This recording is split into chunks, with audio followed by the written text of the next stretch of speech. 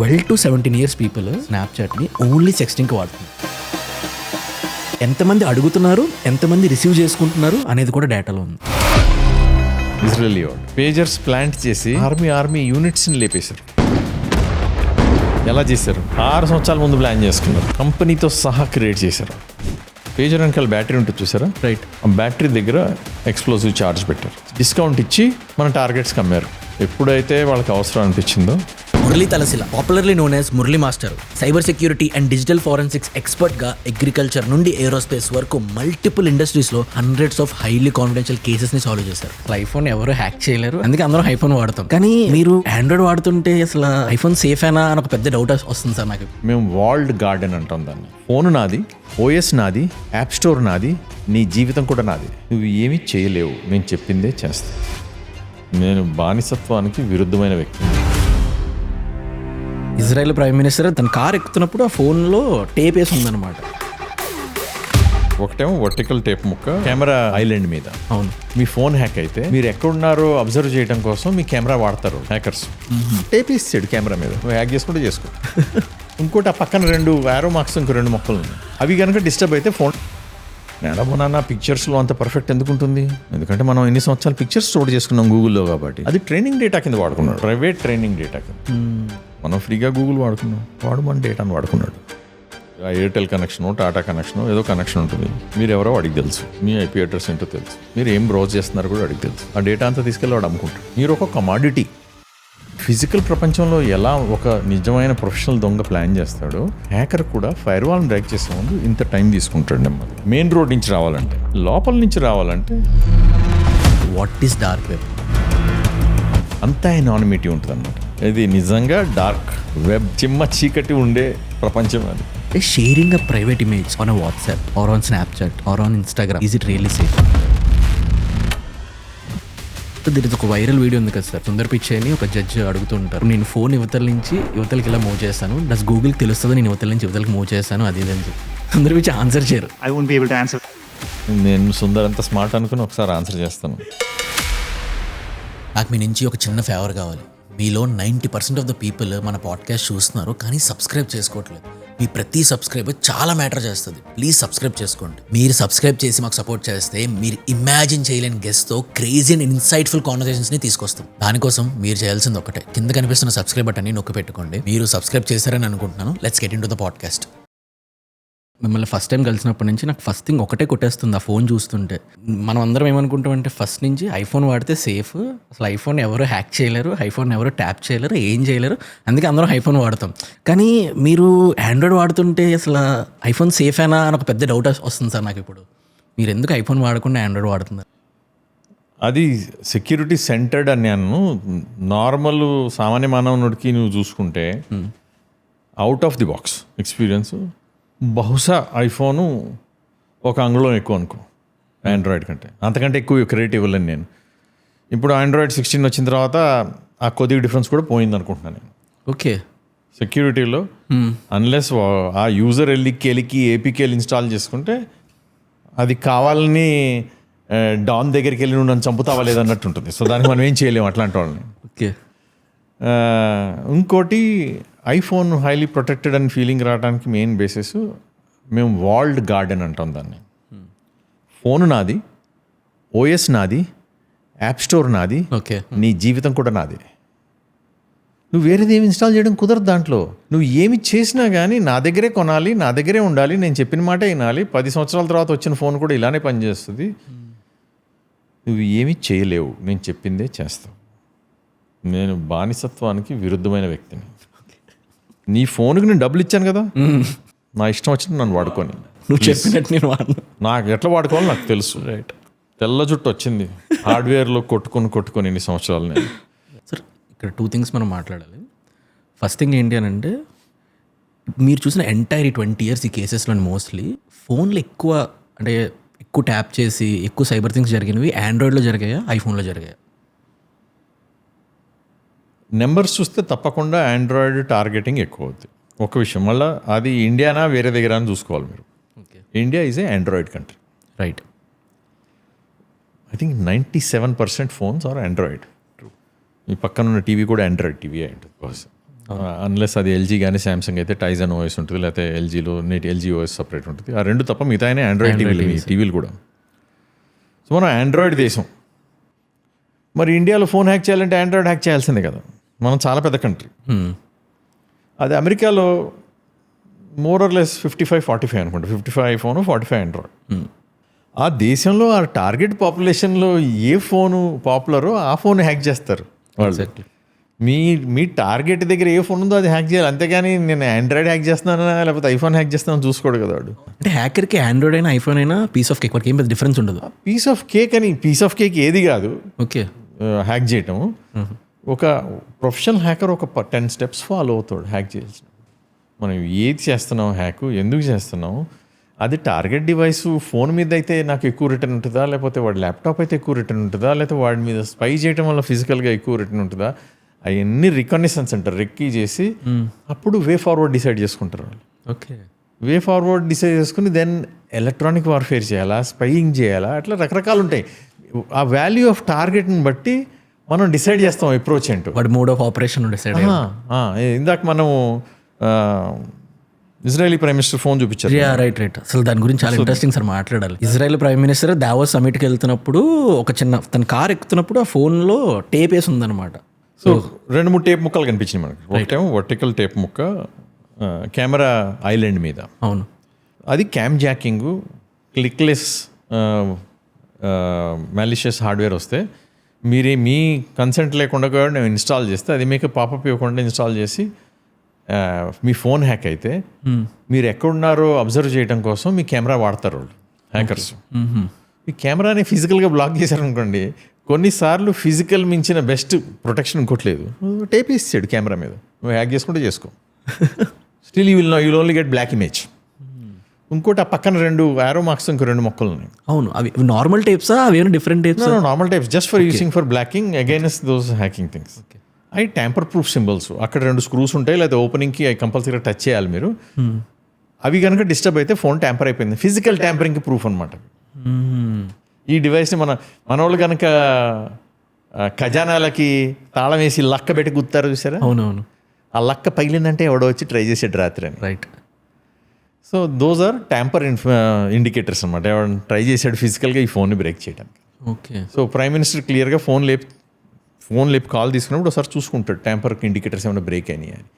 ఆయనకి హ్యాక్ అయింది అలా అయింది, ఒక ప్రైమ్ మినిస్టర్కి ఎలా తెలుస్తుంది? వెళ్ళి సాఫ్ట్వేర్లు ఇట్లా 4 కొట్టి ఇది మంచిదా డివైస్ అని చూసుకోలేడు కదా. సింపుల్గా ఇట్లా తీసుకుంటే ట్యాంపర్ ప్రూఫ్ అయింది, ఫిజికల్గా ట్యాంపర్ చేస్తే కనుక. సో అట్లా simple indicators. Any standard Mossad is the security agency of Israel, one of the best agencies in the world. In fact అందరికీ తెలిసిన సీక్రెట్ అంటే మన ఎన్ఎస్జీ ఉంది కదా, national security guard, black cat commandos, వాళ్ళందరినీ ట్రైన్ చేసింది Mossad and Israeli equivalent of NSG. Okay. So మనం ఇప్పుడు లవీడవి ఉన్న ఇజ్రాయెల్తో ఒకప్పుడు అంత ఓపెన్గా ఉండేది కాదు మనకి. రిలేషన్స్ అన్నీ అండర్ ది కార్పెటే ఉండేవి.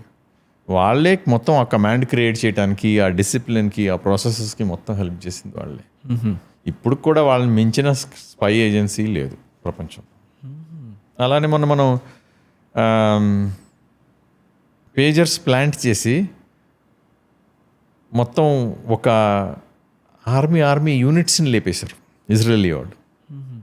మనం ఇక్కడ సబ్ టైటిల్స్ వేద్దాం ఈవెంట్ డీటెయిల్స్. ఎలా చేశారు ఇజ్రాయలీ వాళ్ళు? 6 సంవత్సరాలు ప్లాన్ చేశారు ఒక ఈవెంట్ని. ఆల్రెడీ 6 సంవత్సరాల క్రితం మనకు అవసరం వస్తుందని ఆలోచించి కంట్రీలో, ఐ బిలీవ్ ఇట్ ఈస్ ఫిలిస్తీనా or whatever, will do correction on it. 6 సంవత్సరాల ముందే వాళ్ళు ఎక్కడెక్కడి నుంచి కొంటున్నారో పేజర్స్, ఆ పేజర్ సోర్స్ని అబ్జర్వ్ చేసి, వాళ్ళ బయింగ్ క్రైటీరియాని అబ్జర్వ్ చేసి, పోలాండ్ ఆర్ చెక్, ఐ డోంట్ రిమెంబర్, అక్కడికి వెళ్ళి ఒక కంపెనీ ఓపెన్ చేయించారు, డమ్మీ కంపెనీ. ఆ పేజర్స్ టైవాన్లో తయారవుతాయి. ఆ టైవాన్లో కంపెనీకి ఆర్డర్లు ఇచ్చారు వీళ్ళు. ఆర్డర్లు ఇచ్చి వచ్చిన పేజర్ వెనకాల బ్యాటరీ ఉంటుంది చూసారా, రైట్, ఆ బ్యాటరీ దగ్గర ఎక్స్ప్లోజివ్ ఛార్జ్ పెట్టారు. బ్యాటరీలు పట్టాలి, ఎక్స్ప్లోజివ్ ఛార్జ్ ఉండాలి, దానివల్ల పేజర్ సైజ్ కొద్దిగా పెరిగింది. అంతా పెట్టేశారు, అంత మంచిగా అయింది. డిస్కౌంట్ ఇచ్చి మన టార్గెట్స్కి అమ్మారు. మీరు కొనే పేజర్ల కంటే ఇది చాలా చీప్ అని. ఏమీ చేయలేదు, 6 సంవత్సరాలు వెయిట్ చేశారు వాళ్ళకి అవసరమయ్యే వరకు. ఎప్పుడైతే వాళ్ళకి అవసరం అనిపించిందో స్పెసిఫిక్ సిగ్నల్ పంపించారు, ఏ గ్యాంగ్ని బస్ చేయాలో ఆ గ్యాంగ్ని చంపుకుంటూ వెళ్ళారు. Just pager blast. అన్ని పేజర్లు 6 సంవత్సరాల క్రితమే ఆల్రెడీ బాంబులు పెట్టారు. ప్లానింగ్ అంటే అలా ఉంటుంది.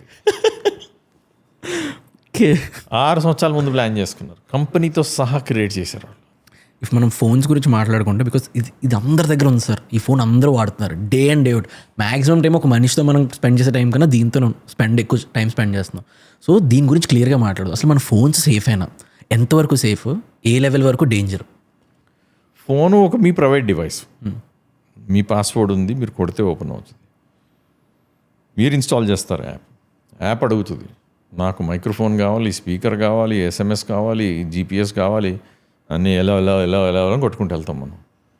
తర్వాత ఏమో సార్ నేనేం మాట్లాడినా యాడ్స్ అయ్యే వచ్చేస్తున్నాయి సార్ 5 నిమిషాల తర్వాత. అంటే అరే ఫేస్బుక్, ఇన్స్టాల్ చేసుకుంది, రెండిటికి యాక్సెస్ ఉంది మైక్రోఫోన్కి. మేబీ అలెక్సా కూడా ఉందేమో, దానికి కూడా ఫుల్ 24 hours యాక్సెస్.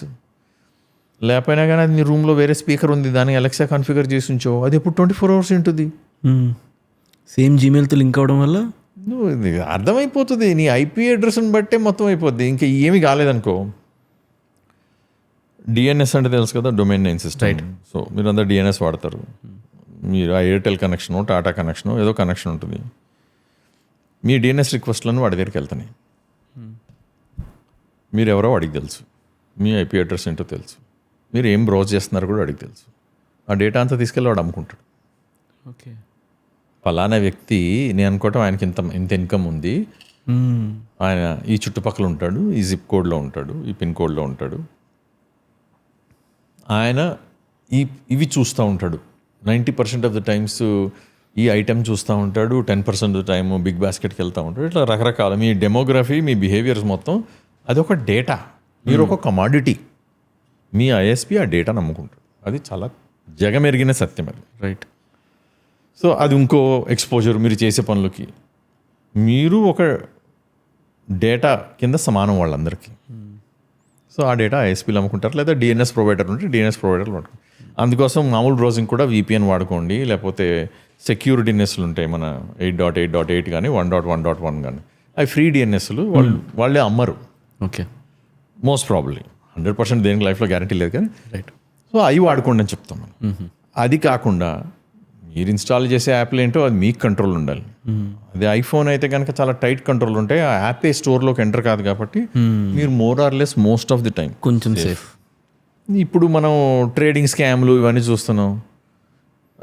మేము ప్లే స్టోర్లో పెట్టాం సార్ యాప్, మాది ప్రైవేట్ యాప్, మీకోసం స్పెషల్గా ఇస్తాను, 2 monthsలో డబుల్ అవుద్ది మీ డబ్బులు, APK డౌన్లోడ్ చేసుకున్నాం. అవునవును.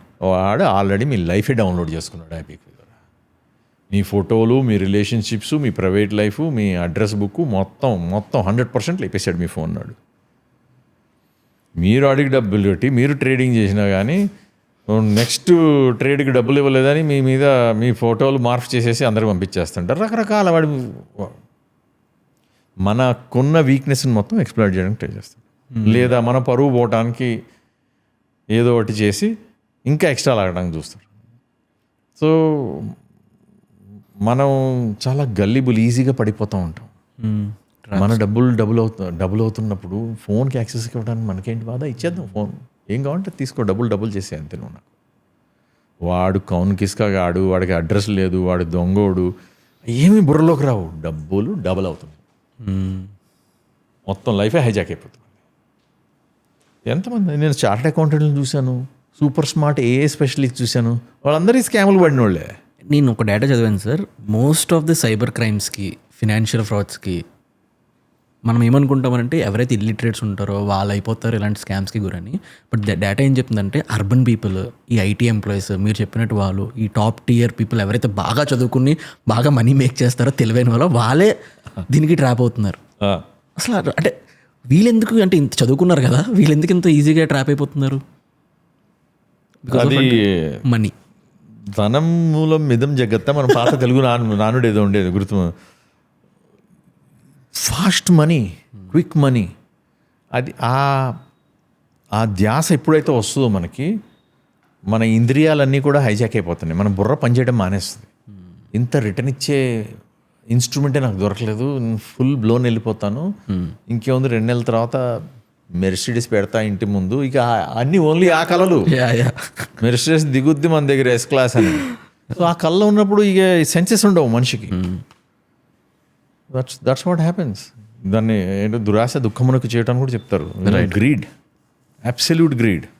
ఇప్పుడు మోస్ట్ థింగ్ అంటే every app we use on phone, most of the apps అన్ని గూగుల్ మెటావే ఉన్నాయి. అంటే మన డే అండ్ డే యూజ్లో ఇవి తప్ప ఇంకేం వాడట్లేదు. అండ్ ప్రతి యాప్కి ఓటీపీ, అంటే జీమెయిల్ కానీ ఫోన్ నెంబర్ కానీ ఓటీపీ లేనిది ఏది రిజిస్టర్ అవ్వట్లేదు. అండ్ ప్రతిదానికి మెయిల్ అడుగుతున్నారు ఇప్పుడు, కొత్తగా బాగా ఎక్కువైపోయింది మెయిల్ యూజ్ జీమెయిల్ నుంచి. And most of the financial frauds కానీ చాలా సైబర్ క్రైమ్స్ కానీ అన్ని త్రూ జీమెయిల్ అవుతున్నాయి. అసలు జీమెయిల్కి దీనికి ఉన్న లింక్ ఏంటి ఈ సైబర్ క్రైమ్స్కి? నేను జీమెయిల్ అనకుండా, మీరు జీమెయిల్లో మీకు చాలా హై సెక్యూర్ అనుకోండి, మీ యాప్స్ అన్ని దాని మీద డిపెండెంట్, మీ జీవితం మొత్తం, మీ బ్యాంక్ అకౌంట్ అన్ని దాని మీద డిపెండెంట్, లేదా మీ ఓటీపీ మీద. అట్లాంటప్పుడు మీరు జీమెయిల్ ఎందుకు సెక్యూర్ చేసుకోవట్లేదు?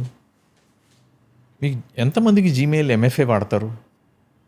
అంటే జీమెయిల్కి ఓన్లీ పాస్వర్డ్ ఉంటుంది మన వాళ్ళకి. పాస్వర్డ్ హ్యాక్ అయిపోయింది అనుకోండి, బుష్ గాన్.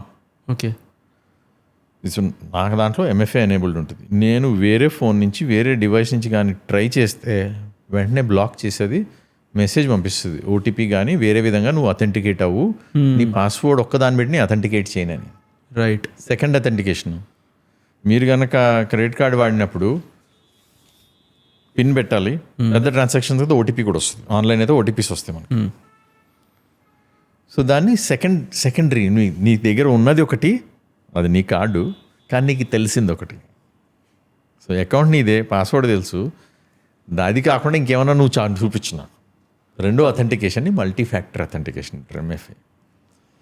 అది ప్రతి దాని మీద పెట్టుకుంటే మీరు ఎవరన్నా, గూగుల్ ఏం చేస్తుందంటే మీరు రెగ్యులర్ బిహేవియర్ ఏంటి, మీరు ఏ ఐపీ అడ్రస్ నుంచి లాగ్ అవుతున్నారు, ఫోన్ కానీ ఇంటిది కానీ ట్రాక్ చేసుకుంటుంది.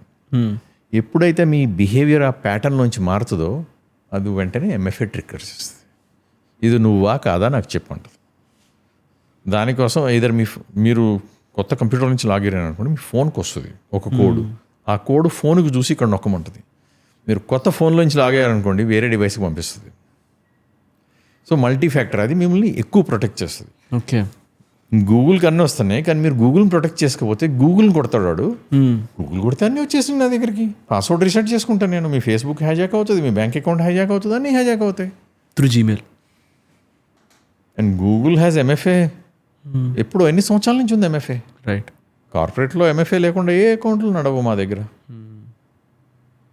సో అది మనం బేసిక్ సెక్యూరిటీ హైజీను, ఇటువంటి సెక్యూరిటీ చిన్న చిన్న ప్రిన్సిపల్స్ లైఫ్లో అలవాటు చేసుకుంటే నీ వాట్సాప్ హ్యాక్ కాదు, మీ జీమెయిల్ హ్యాక్ కాదు, 2 హ్యాక్ కాకపోతే మిగతా ఏమీ హ్యాక్ కావు.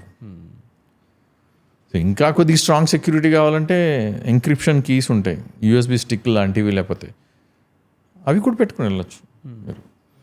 అది పెడితే తప్ప అప్పుడు హ్యాక్ చేయలేడు. సో దీని ఒక వైరల్ వీడియో ఉంది కదా సార్, వేరే సుందర్ పిచ్చే అని ఒక జడ్జి అడుగుతూ ఉంటారు, ఇప్పుడు నేను ఫోన్ యువతల నుంచి యువతలకి ఇలా మూవ్ చేస్తాను, డస్ గూగుల్కి తెలుస్తుంది నేను యువతల నుంచి యువతలకి మూవ్ చేస్తాను అది ఇది అని చెప్పి సుందర్ పిచ్చే ఆన్సర్ చేయరు. ఎస్ ఆర్ నో అని జడ్జి చాలా స్ట్రిక్ట్గా అడుగుతారు. నేను ఎక్కువ ఇన్ఫర్మేషన్ లేదు, నేను దాన్ని ఆన్సర్ చేయాలని చెప్పేసి అతను ఆ క్వశ్చన్ని స్కిప్ చేస్తారు. అంటే లైక్ మనం ప్రతి దానికి లొకేషన్ ఆన్ చేస్తున్నాం, అంటే ఎవ్రీథింగ్ జీపీఎస్ ఆన్లో ఉంది. అది ఎంత డేంజరస్ అంటే ఎవ్రీ యాప్కి ఫోన్. నన్ను ఇప్పుడు సుందర్ పిచ్చే ఆన్సర్ చేయలేదు కాబట్టి నేను ఆన్సర్ చేయాలంటే ఓకే, నేను సుందర్ అంత స్మార్ట్ అనుకుని ఒకసారి ఆన్సర్ చేస్తాను. జీపీఎస్ ఏంటంటో ఒకసారి అర్థం చేసుకోవాలి ముందు మనం. బేస్ టెక్నాలజీస్ అన్నీ ఒకసారి అర్థం చేసుకోవాలి మీరు. జీపీఎస్ అనేవి శాటిలైట్స్ పొజిషనింగ్ కోసం లాంచ్ చేశారు. వాటిలో అటామిక్ క్లాక్స్ ఉంటాయి, నానో సెకండ్ వరకు క్యాల్కులేట్ చేస్తుంది టైం నాది. అన్ని క్లాక్స్ జీపీఎస్ శాటిలైట్స్లోని సింక్లో ఉంటాయి. చిన్నప్పుడు సెక్స్టెంట్ చదువుకుని ఉంటారు కదా, ట్రయాంగులేషన్ ప్రిన్సిపల్, కొండ ఎత్తు ఎంత ఉందో కనుక్కోవాలంటే కింద అర్థం పెట్టి కనుక్కోవచ్చు. సేమ్ అదే ప్రిన్సిపల్, 3-4 శాటిలైట్లు ఉన్నాయి, స్పేస్లో తిరుగుతూ ఉంటాయి. కింద బేస్ స్టేషన్లు, మీ ఫోన్లన్నీ బేస్ స్టేషన్లు అనుకోండి. 4 శాటిలైట్లకి వెళ్తుంది సిగ్నల్. శాటిలైట్ సిగ్నల్స్ ఇస్తే మీకు, మనం GPS is one way communication, మీరు ఓన్లీ రిసీవ్ చేసుకుంటారు. ఆ కాన్స్టలేషన్ నుంచి శాటిలైట్ సిగ్నల్ వస్తే ఐ థింక్ మినిమం 3 శాటిలైట్ నుంచి సిగ్నల్ కావాలి మీకు. మూడు శాటిలైట్ సిగ్నల్ వస్తే దాన్ని బట్టి మీ లొకేషన్ ఎంతో మీరు క్యాలిక్యులేట్ చేసుకోగలుగుతారు. ఎందుకంటే ఇక్కడ నుంచి ఆ శాటిలైట్కి వెళ్ళటానికి సిగ్నల్ అది ఎప్పుడు పంపించిందో సిగ్నల్ దానికి తెలుసు. దాని మీద టైం స్టాంప్ వేసి పంపిస్తుంది. అది మీ ఫోన్ చేరడానికి ఎంత టైం పట్టిందో దానికి తెలుస్తుంది. దాన్ని బట్టి ట్రయాంగిల్ చేసి 3 శాటిలైట్స్ ఉన్నాయి కాబట్టి దాన్ని బట్టి 3 శాటిలైట్ల నుంచి సిగ్నల్ రావడానికి ఇంత టైం డిఫరెన్స్ వచ్చింది కాబట్టి యు ఆర్ అప్రాక్సిమేట్లీ హియర్ అని చూపిస్తుంది. ఎన్ని ఎక్కువ శాటిలైట్లు ఉంటే అంత క్లియర్గా మీకు తెలుస్తుంది లొకేషన్. అండ్ సివిలియన్ పర్పస్కి ఇది ఒరిజినల్గా అమెరికన్ డిపార్ట్మెంట్ డిఫెన్స్ వాళ్ళు తయారు చేసుకున్నారు. వాళ్ళ వెపన్స్ లాంచ్ చేసినప్పుడు వెపన్స్ కరెక్ట్గా టార్గెట్ చేయడానికి మిస్సైల్స్ని దానికోసం తయారు చేసుకున్నారు. ఓకే. తర్వాత సివిలియన్ యూస్కి మామూలు మనం వాడుకోవడానికి ఇచ్చినప్పుడు కావాలని నాయిస్ ఇండ్యూస్ చేసి కరెక్ట్గా నేను చెప్పకూడదు వీడు ఎక్కడున్నాడని కావాలని నాయిస్ ఇండ్యూస్ చేశారు. నాయిస్ ఇండ్యూస్ చేయడం వల్ల మీకు వచ్చే పర్ఫెక్ట్ వచ్చేసి 20 or 30 మీటర్స్ ఎక్యురసీ కంటే ఎక్కువ రాదు. ఓకే. సివిలియన్ పర్పస్కి అంతకంటే ఎక్యురసీ రాదు. మీరు ఏం పిక్కున్నారు రాదు 20 to 30 మీటర్స్. సో అది సిస్టమ్ అట్లా బిల్డ్ అయింది. మన సివిలియన్లో రాదు. అదే ఎయిర్ క్రాఫ్ట్లో వాడేది. ఎయిర్ క్రాఫ్ట్లో కూడా మొత్తం నావిగేషన్ జీపీఎస్లో నడుస్తుంది. అవన్నీ accuracy to the metre 2 metres ఉంటుంది ఎక్యురసీ. మనకి 25 మీటర్స్ ఉంటుంది. సో గూగుల్ అన్ని యాక్సెస్ ఉన్నా గూగుల్ కాదు దేవుడు కూడా కన్జ్యూమర్ డివైస్ల మీద ఎగ్జాక్ట్గా చేయలేడు. 20 మీటర్స్ సరిపోద్దా అంటే కొన్ని సిచ్యువేషన్లో సరిపోద్ది. ఎందుకంటే అక్కడ చుట్టుపక్కల వేరే ఇల్లే లేదు, ఒకటే ఇల్లు ఉందంటే నువ్వు అక్కడ ఉన్నావు నాకు తెలుసు. సో నలుగురు వెళ్తే వాడిని పెద్ద ఎతికి పట్టుకోవచ్చు. 4 ఇంట్లోకి వెళ్తే వాడు ఏ ఇంట్లోనే దొరుకుతాడు 20 మీటర్స్లో ఉంది కాబట్టి. సార్ గూగుల్ మనకి ఏదైతే డివైస్ మన యాప్లో ఇన్స్టాల్ చేసుకున్న ప్రతిదీ మీ డేటా మాతో చాలా సేఫ్, ఎవరికి షేర్ చేయమని చెప్పి ఒక మెసేజ్ పంపిస్తుంది కదా, అంటే అది ఫేకేనా? మీరు వెళ్ళి గూగుల్ పెద్ద ప్రైవసీ నోటీస్ అన్ని ఇస్తారు, దాంట్లో డీటెయిల్డ్గా చదవాలి. ఇప్పుడు మీరు జీమెయిల్ చదవం కదా. సో గూగుల్ అన్అఫిషియల్గా ఏఐ ఎట్లా బిల్డ్ చేసింది, మీరు గూగుల్ ఎన్ని యాప్స్ ఆన్ చేసి ఎన్ని యాప్స్ ఆఫ్ చేసేసారో గుర్తు తెచ్చుకోండి. గూగుల్ ఫొటోస్ ముందు పిక్సెలో ఒక సర్వీస్ ఉండేది, ఇట్లా ఫోటోల సర్వీస్ ఒకటి ఉండేది, ఇంకెన్నో. ఇప్పుడు కూడా గూగుల్ గ్రూప్స్ ఉన్నాయి అనుకుంటా. అంతకుముందు ఫేస్బుక్ ఈక్వలెంట్ ఒకటి ఉండేది. వాళ్ళకి సర్వీసులు వస్తూ ఉంటాయి, గూగుల్ పోతూ ఉంటాయి. ఆ డేటా అంతా యూస్ చేసి వాళ్ళు బిల్డ్ చేసుకున్నారు. జీమెయిల్ లాంచ్ అయినప్పుడు గూగుల్ కమర్షియల్ మోడల్ లేదు దాంట్లో. జీమెయిల్ ఇచ్చేసారు అంతే. ఏం చేద్దాం చూద్దాం ఫ్యూచర్లో ఇది ఎట్లా కమర్షియల్గా అమ్ముదామా లేదా అని. ఆ 10 సంవత్సరాలు మనం ఫ్రీగా గూగుల్ వాడుకున్నాం, వాడు మన డేటాను వాడుకున్నాడు. ఇప్పుడు గూగుల్ ఏఐ ఆల్గోరిథమ్స్ మొత్తం ఇప్పుడు నానో బనానా ఉంది. రైట్. నానో బనానా పిక్చర్స్లో అంత పర్ఫెక్ట్ ఎందుకు ఉంటుంది? ఎందుకంటే మనం ఎన్ని సంవత్సరాలు పిక్చర్స్ స్టోర్ చేసుకున్నాం గూగుల్లో కాబట్టి. అది పిల్లో కుక్కో నక్కో ఆల్రెడీ వాడికి చెప్పాం మనం అదేంటో. అది కామెంట్ రాసి కూడా మన ఫ్రెండ్స్కి పంపించుకున్నాం. అవన్నీ వాడి దగ్గర ఉన్నాయి. అది ట్రైనింగ్ డేటా కింద వాడుకున్నాడు, ప్రైవేట్ ట్రైనింగ్ డేటా కింద.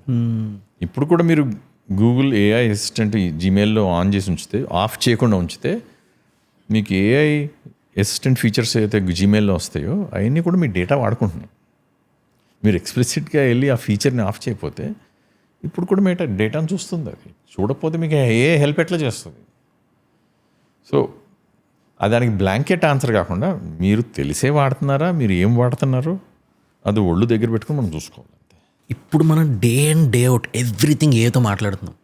మనం బయట ఎవరికి షేర్ చేసుకోలేదు కూడా ఏకి ఫొటోస్ పెట్టి ఇమేజెస్ పెట్టి ఎవ్రీథింగ్ షేర్ చేసుకుంటున్నాం.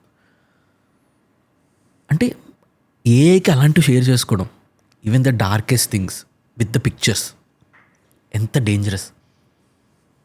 అది ఆన్సర్ చేసే ముందు ఇంకోటి ఆలోచించుకుందాం. మనందరం మనుషులం. సాటి మనిషి కంటే ఒక కనపడని భూతానికి, ఒక కంప్యూటర్కి మన బాధలు, మన ఫీలింగ్స్ చెప్పుకుంటున్నామంటే మన మానవ జాతి ఎంత దిగజారిందో ఒక్కసారి ఆలోచించుకోండి. సాటి మానవుడి మీద మనకి నమ్మకం లేకుండా పోయింది. మనం చెప్పుకోలేము, వాళ్ళతో మాట్లాడుకోలేము అని మనం డిసైడ్ అయిపోయాం. రైట్. సో అది వదిలేస్తే అవును చాలామంది స్పెషల్గా మెంటల్ ఇల్నెస్ కానివ్వండి, ప్రైవేట్ మ్యాటర్స్ కానివ్వండి, ఇండియాలోనే కాదు అమెరికాలో ఎన్ని కేసులు చూసాము. చాట్‌జీపీటీ వెళ్ళి ఇప్పుడు దూకమంటే దూకేసిన వాళ్ళు ఎంతమంది పల్లెటూరులో. దారుణం. సూసైడ్ ప్లానింగ్ చేసుకుంటున్నారు అది వాడి. అది చాట్‌జీపీటీ రెస్పాన్సిబుల్ అని నేను అనను. అది ఒక బాటు, దానికున్నది లిమిటెడ్ జ్ఞానం, ఇంగిత జ్ఞానమే ఉంది దానికి. ఇంకో బిహేవియర్ ఏంటంటే మనకి ఆ 3 ఫ్రాంటియర్ ఎల్ఎల్ఎమ్స్ అంటాం మనం, Gemini, Claude and ChatGPT, Open AI. మూడిటికి ఒక వేరే పర్సనాలిటీ ఉంది. మీరు క్లాడ్ వాడారనుకోండి, ఏమన్నా ప్రాంప్ట్ ఇస్తే దాంట్లో తప్పేంటి, లేకపోతే మీరు అడిగిన దాంట్లో నాకు కంప్లీట్గా అర్థం కావట్లేదని క్వశ్చన్ అడుగుతుంది. ట్రూ. అదే చాట్‌జిపిటి అయితే నువ్వు సూపర్ రా, ఎగ్జాక్ట్లీ. ఏమో క్వశ్చన్ అడిగారా బాబు, నువ్వు క్రాస్ చెక్ అసలు నీకు తిరుగులేదు, నీ ఐడియా నెంబర్ 1, నువ్వు వెళ్ళిపో, నువ్వు ఏ చెప్పినా వెళ్ళిపో ఉంటుంది అది. రైట్ తందానాట తందానా. Right right. వాటి పర్సనాలిటీస్ అలా ఉన్నాయి. 4.0 వచ్చిన తర్వాత కొద్దిగా ట్రై చేశారు ఓపెన్ అయ్యే వాళ్ళు దాన్ని కొద్దిగా సరిదిద్దటానికి. అది ఒక బాటు, అదొక ప్రాసెస్, అదొక కంప్యూటరు, దాని బిహేవియర్ అంత ఉంది, అట్లా ఉంది, దాని అల్గరిథం అట్లా ఉంది. ఇక్కడ వాడేవాడికి ఆ మాత్రం అండర్స్టాండింగ్ లేదు. సో అది నువ్వు టాప్ రా అంటే వాడు టాప్ అనుకుని మంచి ఫీలింగ్ వచ్చేస్తుంది. వాడు దూకమని చెప్పినా మంచి ఫీలింగ్ వస్తుంది, వాడికి ఎగరమన్నా ఏదన్నా మంచి ఫీలింగ్ వస్తుంది. మోస్ట్ 3 ఇంపార్టెంట్ యాప్స్ మనం బాగా డే టు డేలో యూస్ చేసేది ఏంటంటే వాట్సాప్, స్నాప్చాట్, ఇన్స్టాగ్రామ్. మన వాట్సాప్ ఒక మెసేజ్ ఉంటుంది, ఇక్కడ మీ చాట్స్ అన్నీ ఎండ్ టు ఎండ్ ఎన్క్రిప్టెడ్ అని. Are they really encrypted? ఇంకొక థింగ్ ఏంటంటే ఇప్పుడు వాట్సాప్లో వ్యూ వన్స్ ఆప్షన్ వచ్చింది, తీవ్రంగా వాడుతున్నాం. అంటే లైక్ ఒకటి ఇన్స్టాల్ చేసి, అంటే ఒక యాప్ ఒకటి ఇన్స్టాల్ చేస్తే మనం ఎందుకు చేయకూడదు అని స్నాప్చాట్ నుంచి స్టార్ట్ అయింది వ్యూ వన్స్, ఇక్కడ వ్యానిష్ మోడ్, ఇక్కడ ఇలాగా. అంటే ఇవన్నీ సేఫేనా? అంటే మోస్ట్ పీపుల్ దేనికి వాడుతున్నారు అని అంటే వాడి ఎందుకు ఇచ్చాడో కూడా తెలుసు, to share their private images. Mostly అంతకుమించి ఇంకా అంత సీక్రెసీ ఇంకా ఏమి ఉండదు, దానికి ఎక్కువ పీపుల్ యూస్ చేస్తున్నారు. అంటే sharing a private image on a WhatsApp or on Snapchat or on Instagram, is it really safe? అంటే ఎక్కడైనా స్టోర్ అయి ఉంటాయి ఇవన్నీ. అంత కరెక్ట్గా నాకు వాట్సాప్ సర్వర్కి ఇప్పుడు దాకా యాక్సెస్ దొరకలేదు. దొరికిన తర్వాత చెప్తాను కరెక్ట్ ఆన్సర్ మీకు. నేను అనుకున్నది ఏంటంటే, మనం సింపుల్ మన డివైస్, నాకు ఏమన్నా ప్రైవేట్ మెసేజ్ వచ్చింది అనుకోండి, వ్యూ వన్స్, మంచి మన సోనీ 7.5 కెమెరా ఇప్పుడు షూట్ జరుగుతుంది, అది ఇక్కడ పెడతా, ఇట్లా ఓపెన్ చేస్తా, I have the image captured no already, I only viewed once. ఇక్కడ నా కెమెరా క్యాప్చర్ చేసింది ఇమేజ్ని, తీసుకుపోయి నానో పెట్టి మళ్ళీ దాన్ని రీఫార్మాట్ చేస్తాం. మంచిగా బ్లర్ ఏమైనా ఉంటే, రిఫ్లెక్షన్ ఏమైనా ఉంటే, లైట్ ఉంది కాబట్టి ఐ హ్యావ్ యువర్ ఇమేజ్. నువ్వు వ్యూ వన్సే అనుకున్నావు, ఏదైనా దాన్ని ఫోటో తీయగలుగుతాను నేను. స్క్రీన్ షాట్ తీయడానికి వాట్సాప్ రిస్ట్రిక్ట్ చేసినా బయట కెమెరా అనేది రిస్ట్రిక్ట్ చేయలేదు కదా అది. రైట్. సో వ్యూ వన్స్ అనేది నిన్ను నువ్వు హ్యాపీ చేసుకోవడానికి ఉన్న ఫీలింగ్ తప్ప ఏం పొడిచింది లేదు అక్కడ. It is not once it is on internet, it is never safe. Remember that rule. మనకి ఇండియన్ గవర్నమెంట్కి అఫీషియల్గా వాట్సాప్ సర్వర్స్ కీస్ ఉన్నాయని అందరికీ తెలుసు. వాట్సాప్ మెసేజెస్ నార్మల్గా ఐటీ రైట్స్లో కూడా చూపిస్తారు వాళ్ళు. చాట్ ట్రాన్స్క్రిప్ట్స్ ఇన్కమ్ ట్యాక్స్ రేట్లో చూపిస్తారు మీరు చాట్ చేసినవి మొత్తం. సో వాడు ట్యాప్ చేయాలన్నప్పుడు చేస్తారు, కానీ అగైన్ మీది నాది ట్యాప్ చేస్తే వచ్చేదేం ఉండదు అక్కడ. కాబట్టి మన అంత టైం వేస్ట్ చేసుకోరు మన మీద. మీరు అంత గొప్పవాడైతే మిమ్మల్ని ట్యాప్ చేస్తారు. ఒక ఇంట్రెస్టింగ్ స్టాట్ ఉంది సార్, ఇది చూసాక యాక్చువల్లీ నేను చాలా షాక్ అయ్యాను. అంటే మోస్ట్లీ స్నాప్చాట్ అలా తగ్గిపోతుంది, పీపుల్ అంత ఎక్కువ యూజ్ చేయట్లేదు స్నాప్చాట్ అనుకున్నాను. బట్ ఇప్పుడు చాలా ఎంసీఎన్స్ ఏవైతే ఉన్నాయో స్నాప్చాట్ని పుష్ చేస్తున్నారు త్రూ క్రియేటర్స్. అంటే క్రియేటర్స్కి బ్యాడ్జెస్ ఇస్తారనమాట. స్నాప్చాట్లో నుంచి చాలా, అంటే Gen Zs mostly are spending time on Snapchat. అక్కడ యాడ్స్ని పుష్ చేయడం కోసం క్రియేటర్స్కి బ్యాడ్జెస్ ఇచ్చి క్రియేటర్స్కి పుష్ చేస్తారనమాట. నువ్వు అట్లీస్ట్ ఈ డేకి 20 స్టోరీస్ పెట్టాలని. This is really happening today. Okay, తెలుగులో జరుగుతుంది. నువ్వు 20 స్టోరీస్ పెట్టాలి, నువ్వు ఒక 40 స్టోరీస్ పెట్టాలి. వాళ్ళకి మెసేజెస్ వస్తాయి, వాళ్ళు ఆడే అన్ని స్టోరీస్ పెడతారు. సో దట్ అకార్డింగ్గా వాళ్ళ మధ్యలో యాడ్స్ పోస్ట్ చేసుకుంటారు అనమాట. దీనివల్ల వీళ్ళు చూడడానికి చాలా మంది స్నాప్చాట్లోకి వస్తున్నారు అని మనం అనుకుంటున్నాం. But there is something really happening behind. ఒక డేటా పాయింట్ ఉంది, 12 to 17 years పీపుల్ స్నాప్చాట్ని ఓన్లీ సెక్స్టింగ్కి వాడుతున్నారు. ఎంతమంది అడుగుతున్నారు, ఎంతమంది రిసీవ్ చేసుకుంటున్నారు అనేది కూడా డేటాలో ఉంది. అంటే టిల్ 24 years వరకు ఇంటిమేట్ ఇమేజెస్ షేర్ చేసుకోవడం, 49% ఆఫ్ ద పీపుల్కి స్నాప్చాట్ నుంచి 18 to 24 ఏజ్ గ్రూప్ల వాళ్ళకి ఇంటిమేట్ ఇమేజెస్ సెక్స్టింగ్కి వస్తున్నాయంట, రిసీవ్ చేసుకుంటున్నారు. మనం సైంటిఫిక్గా ఆలోచిద్దాం. మీరు ఏజ్ గ్రూప్ చెప్పారు, లెట్స్ సే హైపోథెటికల్లీ 13 నుంచి 20 అనుకుందాం. కరెక్ట్గా టెస్టోస్టెరాన్, ఈస్ట్రోజన్ పీక్ అయ్యే ఏజ్ అది. ఎగ్జాక్ట్లీ. ప్రపంచం అంటే ఏంటో తెలియని ఏజ్, ఎక్స్పోజర్ ఉండదు. And you are also exploring your own anatomy. మీ బాడీని, మీ వ్యక్తిత్వాన్ని మీరు అప్పుడే అర్థం చేసుకుంటున్నారు. అప్పుడే ఈ ఛానల్స్ కానీ వీళ్ళు ఎక్స్ప్లోర్ చేయడానికి ట్రై చేస్తున్నారు. దీంట్లో ఏంటి, కమర్షియల్ ఇంట్రెస్ట్ వచ్చినాయి. అది సెక్స్టింగ్ కావచ్చు, ఇంకేమన్నా కావచ్చు. మధ్యలో ఎవడో అడ్వర్టైజ్మెంట్ పెడుతున్నాడంటే మీ ట్రాఫిక్ పెరిగితే మీ ట్రాఫిక్ దగ్గర మీ అందరిని నేను టార్గెట్ చేసుకుంటా అని చెప్తున్నాడు. ఒకటేమో పరిపక్వత లేని, మెచ్యూరిటీ లేని ఏజ్ గ్రూప్ అది. And where your hormones are nothing but chemicals which trigger specific behaviours. ఆ బిహేవియర్స్ ఎలా ఉంటాయి? నేను పోటుగాడిని, నేను number 1, I'm beautiful, you have 6 pack, you want to prove something. అట్లాంటి బిహేవియర్స్ టిపికల్గా వస్తాయి టీనేజ్లో. రిబెల్ వితౌట్ ఎ కాజ్, ఇటువంటివి నార్మల్. సో ఆ బిహేవియర్స్ని ఎక్స్ప్లాయిట్ చేస్తున్నారు కమర్షియల్గా. అమెరికన్ కంపెనీలకు కానీ ఏ కంపెనీకి కానీ profit is the primary motive, గుర్తుపెట్టుకోండి. అబ్సల్యూట్లీ. మీ వెల్ బీయింగ్ కాదు, లేకపోతే మీ మెచ్యూరిటీ స్టేజ్లో మిమ్మల్ని టార్గెట్ చేయకూడదు, అట్లా ఏముండవు. ఎవడేనన్నా దేనినన్నా ఫుల్గా ఎక్స్ప్లాయిట్ చేసి మ్యాక్సిమం ప్రాఫిట్స్ తెచ్చుకోవాలి. నేను సొసైటీ వెల్ బీయింగ్ అవన్నీ కంపెనీ విజన్లో ఇక్కడ రాసి పెట్టుకుంటారు అంతే, అందరికీ చెప్పుకోవడానికి. ఈ ఆర్టికల్ చదివిన తర్వాత నాకు ఇంట్రెస్టింగ్ అనిపించింది. అంటే లైక్ ఎందుకు ఈ సెగ్మెంట్ ఆఫ్ ఆడియన్స్ ఎంత ఉన్నారని తెలిసినా కూడా ఏం చేస్తున్నారని చెప్పి మొత్తం పర్ప్లెక్సిటీలో అలా చదువుతున్నా.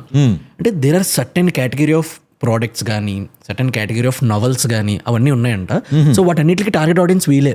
సో వీళ్ళని ఇందులో ప్రమోట్ చేయించుకోవడానికి, వాళ్ళ యాడ్స్ ఇక్కడ ప్రమోట్ చేయించుకోవడానికి they are building all this eco system.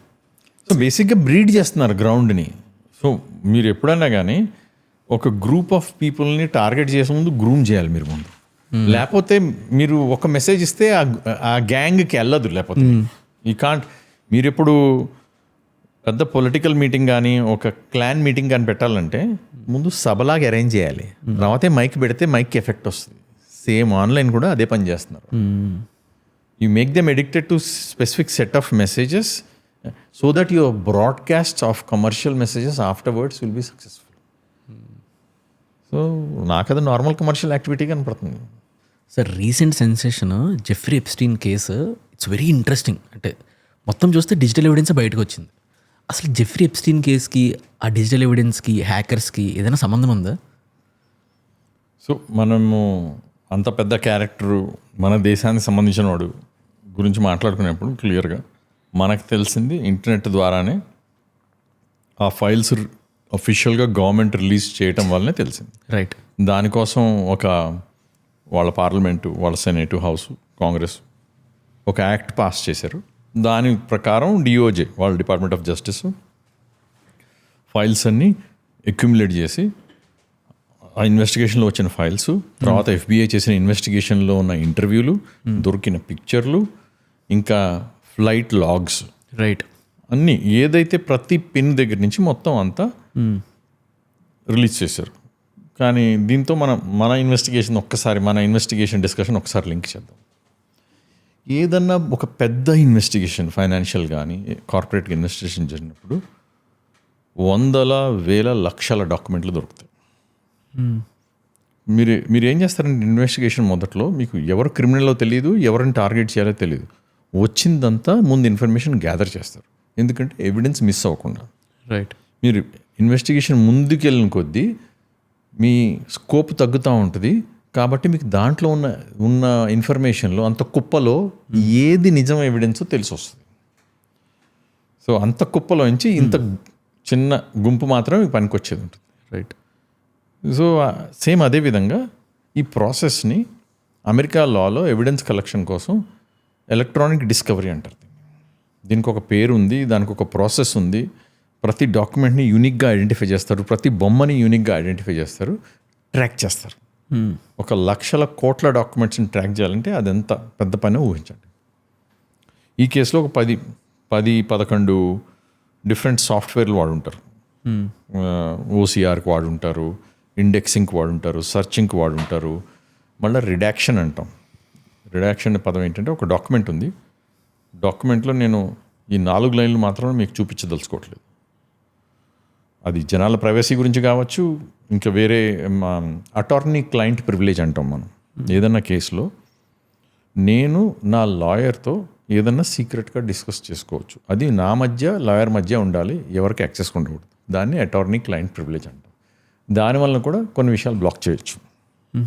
దాన్ని రిడాక్షన్ అంటారు. ఏ విధంగా ఏ కారణం వల్ల బ్లాక్ చేసినా దాన్ని రిడాక్షన్ అంటారు, బ్లాక్ చేసేస్తారు. ఓకే. మీరు వెళ్ళి ఇప్పుడు డంప్లో చూస్తే ఎప్స్టైన్ ఫైల్స్లో అట్లాంటి చాలా రిడాక్షన్స్ ఉంటాయి డాక్యుమెంట్. సో దాంట్లో కూడా చిన్న చిన్న సెన్సేషన్లు వచ్చినాయి, వాళ్ళు బ్లాక్ చేసి హ్యాకర్లు అన్బ్లాక్ చేశారు, అట్లా రకరకాల. ఎందుకంటే కరెక్ట్గా యూజ్ చేయలేదు సాఫ్ట్వేర్ వాళ్ళు. అన్బ్లాక్ చేసి దాంట్లో ఉన్న పేర్లు చెప్పి వాళ్ళు బ్లాక్ చేసిన డాక్యుమెంట్స్ ఆల్రెడీ పబ్లిక్ స్పేస్లో ఉన్నాయి కొన్ని, ఆ డాక్యుమెంట్ అవసరం పడలేదు. ఇట్లా చిన్న చిన్న సెన్సేషన్స్ జరిగినాయి దాంట్లో. కానీ ఈ బేసిక్గా ఈ సాఫ్ట్వేర్ని వాడి ఆ కుప్ప మొత్తం ఉంచారు అక్కడ, మనం అందరం చూడొచ్చు. హ్యాకర్స్తో సంబంధం అంటారా? పబ్లిక్గా మనకు తెలిసింది ఇది. నేనేం కేసు మీద రీసెర్చ్ చేయలేదు, నా కేసుతో ఏం సంబంధం లేదు, నేను ఎవరిని అక్యూజ్ చేయట్లేదు. సో 3 హ్యాకర్స్ పేర్లు మనకు తెలుసు. మన పాపులర్ సెక్యూరిటీ ఈవెంట్స్ జరుగుతాయి ప్రతి యాన్యువల్ సెక్యూరిటీ ఈవెంట్లో. బ్లాక్ హ్యాట్ ఒకటి, డెఫ్కాన్ ఒకటి. ఆ రెండిట్లో కూడా ఈ 3 హ్యాకర్లని డైరెక్ట్గా ఇండైరెక్ట్గా ఎప్స్టీన్లో రిలేషన్షిప్ ఉండటం వల్ల హ్యాకర్లు ఈ 2 ఈవెంట్లకి చాలా ప్రెస్టీజియస్ ఈవెంట్లు. ఈ హ్యాకర్లు డెఫ్కాన్కి వెళ్తున్నాను, బ్లాక్ హ్యాట్కి వెళ్తున్నానంటే నువ్వు నిజంగా సైబర్ సెక్యూరిటీలో కానీ హ్యాకింగ్లో కానీ రెస్పెక్టబుల్ పర్సనాలిటీ లేదా టికెట్ కొనుక్కోవాలి, వెళ్ళాలి. It is high class event అనమాట. ఓకే. ఈ 3 విన్సెన్జో లోజో, పాబ్లోస్ హోల్మాన్, ఈయన టెక్నాలజిస్టు, జోయిషి ఇటో, ఈయన MIT మీడియా ల్యాబ్ డైరెక్టర్. ఈ 3 వీళ్ళు బ్యాన్ చేసేసారు అఫీషియల్గా. ఇది నా ఈవెంటే, హ్యాకర్ల ఈవెంట్, నువ్వు రావద్దు. గవర్నమెంట్ ఈవెంట్లు కాదు అది, అఫీషియల్గా బ్యాన్ ఇష్యూ చేయడానికి, బ్లాక్ లిస్ట్ చేయడానికి. సో అది హ్యాకర్లు కల్పించేసుకున్న ఈవెంట్. ఓకే. హ్యాకర్స్ మనం ఇందాక చెప్పుకున్నట్టు ఎన్ని రకాలు ఉన్నా కానీ ఇట్లాంటి అఫెండర్లు ఇట్లా పబ్లిక్గా, ఇది హ్యాకర్ కూడా షేమ్ చేసే ఈవెంట్ కదా. రైట్. అవును. వాళ్ళకి మంచిగా అనిపించలేదు ఇట్లాంటి వాళ్ళు ఇన్వాల్వ్ అవ్వ ఉంటాం. పబ్లిక్ వాళ్ళని బ్యాన్ చేసేసారు. వాళ్ళు చేసిన యాక్టివిటీస్ గురించి కూడా కొద్దిగా ఇన్ఫర్మేషన్ బయటకు వచ్చింది ఆ ఫైల్స్లో. వాళ్ళని ఎలా వాడటానికి ట్రై చేశాడు ఎప్స్టీన్, వాళ్ళు నిజంగా ఎప్స్టీన్ వాడా లేదా అన్నది మనకి ఇప్పుడు కూడా తెలియదు ఫైల్స్లో. కానీ వాడికి ప్రాక్సిమిటీలో ఉన్నందుకు, దగ్గరగా ఉన్నందుకు సరే బ్యాన్ చేసి. మీకు ప్రిన్సులు, కింగ్ బ్రదర్లకే దిక్కు లేదు, హ్యాకర్లను పట్టించుకుంటాడు చెప్పు. రైట్. సార్ లాస్ట్ ఫ్యూ మంత్స్గా మీరు యూఎస్లో ఉన్నారు కదా, మీరేమైనా ఇలాంటి సెక్యూరిటీ ఈవెంట్స్కి అటెండ్ అయ్యారా? నేను చెప్పపోవటం మంచిది అనుకుంటున్నాను. నేను ఇవాళ రేపు ఎట్లాంటి పనులు చేయట్లేదు, నేను చాలా దూరంగా ఉంటున్నాను, నేను చాలా మంచి విద్యార్థి, నేను చెప్తున్నాను అందరికీ. ఫర్ ఎగ్జాంపుల్ లాస్ట్ అప్పుడు ఇలాంటి చేసినప్పుడు అలాంటి ఈవెంట్స్లో వెళ్ళారంటే ఎప్పుడైనా అలాంటి ఈవెంట్స్లో ఏం జరుగుతుంది? హ్యాకర్స్ అందరూ కలిసి కమ్యూనిటీలో ఏం మాట్లాడుకుంటారు, ఏం డిస్కస్ చేస్తారు? అంటే అలాంటి ఈవెంట్స్కి గుడ్ హ్యాకర్స్, బ్యాడ్ హ్యాకర్స్ ఇద్దరు వస్తారా? అంటే like white hackers, good hackers, bad hackers, cyber security professionals, police, CIA, FBI, everybody is there. Okay. అక్కడ అఫీషియల్గా డిస్కషన్స్ చేస్తున్నారు. లినక్స్ కొత్త వర్షన్ వచ్చింది, దాంట్లో సెక్యూరిటీ ఎలా ఉంది, దాన్ని ఎట్లా ఈజీగా హ్యాకర్స్ బ్రేక్ చేస్తున్నారు.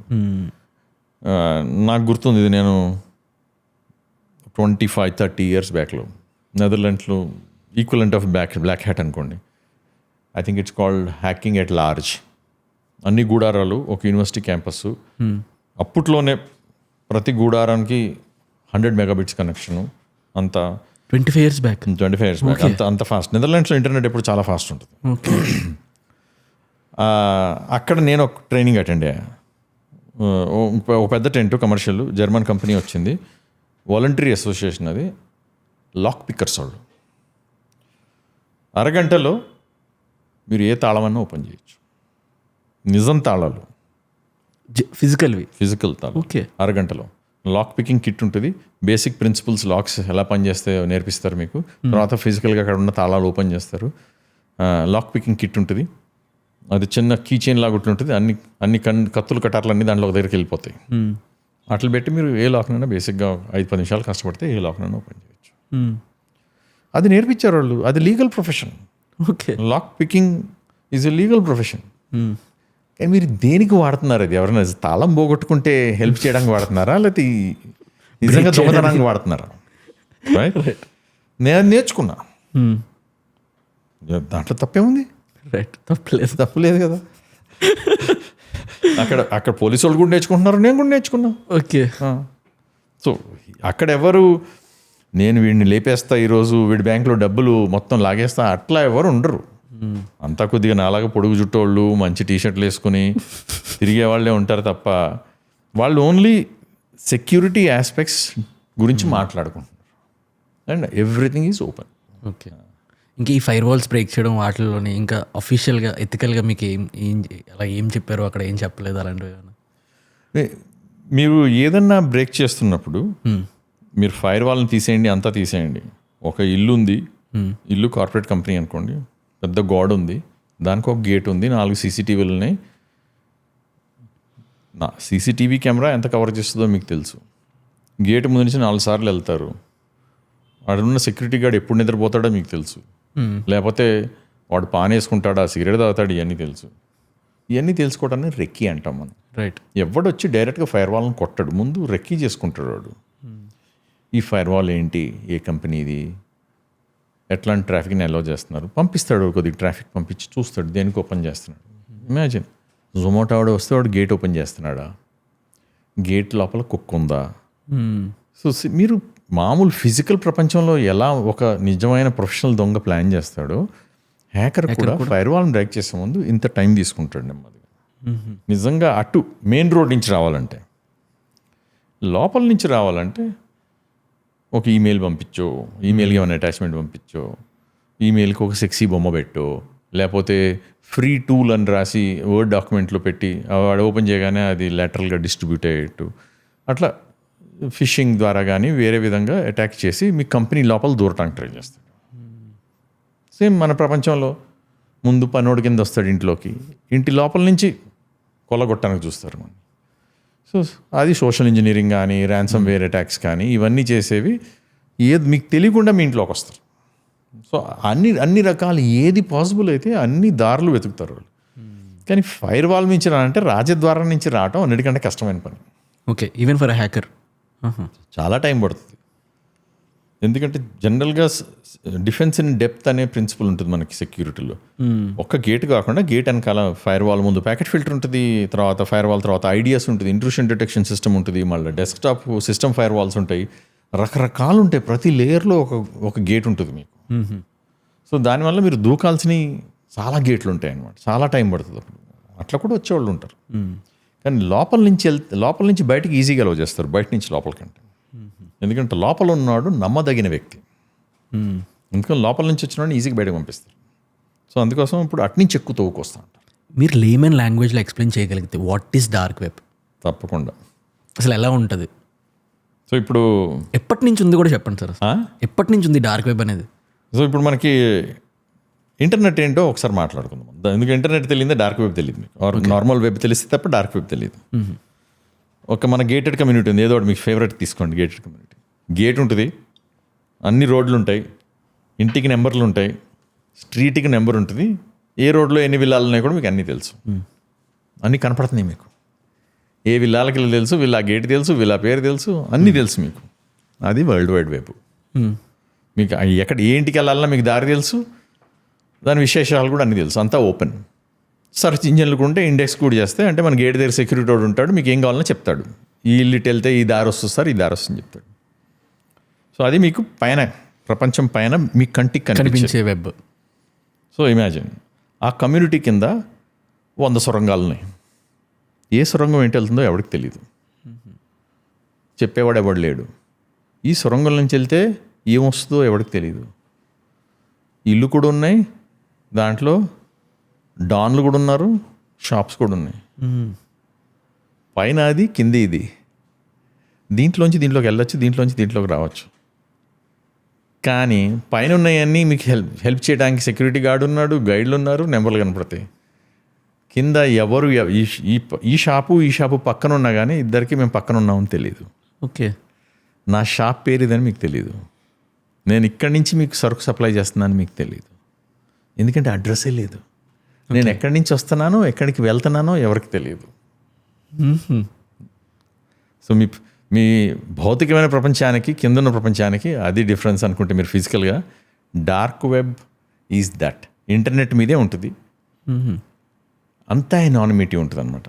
మీరు అంత టోర్ గేట్వేస్ అంటారు, టోర్ గేట్వేస్ డిస్ట్రిబ్యూటెడ్ ఉంటాయి ప్రపంచంలో, లక్షల మంది టోర్ గేట్వేస్ ఉంటారు.